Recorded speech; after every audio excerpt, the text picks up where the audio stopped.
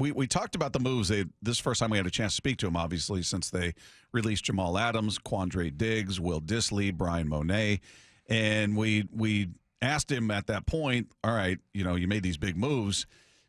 Do you think we're done at this point? Do you feel like you're done, or we could see more of those kind of things in the future? I hope to be done, yes. Yeah. We hope to be done. Now, hope to be done sort of leaves the door open. And he had talked about talking to an agent of a free agent, and the price tag that they were looking for sort of shocked him. He said that happened right before we spoke to him last week. So yeah.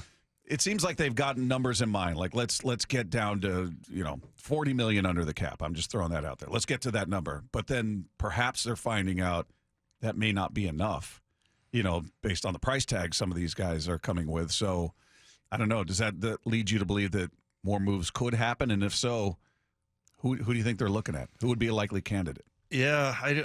First of all, I thought it took some stones to ask that question there, because I thought for sure he was just going to go, I can't tell you that. Yeah, that's what I was anticipating. Great question. Yeah, I'm looking at, to me, and I think you've mentioned this guy a number of times, Dre'Mont Jones, right? He's the one that keeps sticking. Restructure, you look to Tyler because he's got the biggest cap. Absolutely. But in terms of just, we got to move on, and this represents a multi-million-dollar savings to the team, and it's not somebody who's been essential to what's gone on with his team, unfortunately. That's where I would look.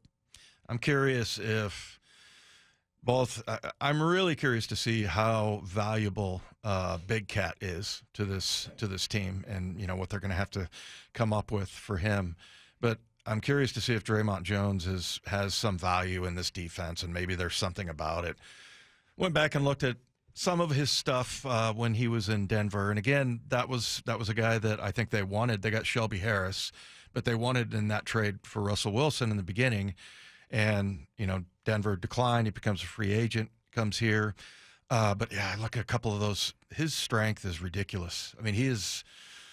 Did you see that clip from the Super Bowl? The guy named Mike Pennell who just crushed Trent Williams. Yes. Oh my God! I mean, Trent was kind of coming at an angle, but he picked him up and threw him down. That's what Dre Jones does, man. He is, and I don't know if that's. I don't really understand exactly what they want out of those defensive linemen up front. Are they looking for a guy like that, just a powerful guy? Same thing with Big Cat. He just can't be moved, And if you have that element.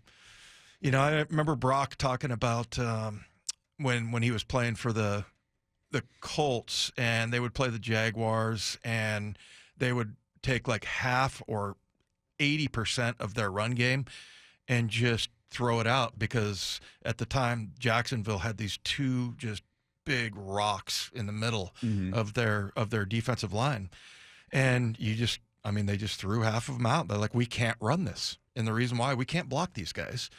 These are those kinds of guys. I mean, and I feel like maybe that's the thing about Dre Jones, because he does show that. But I'm kind of with you on that as far as the hit. I mean, it's what, $18 million.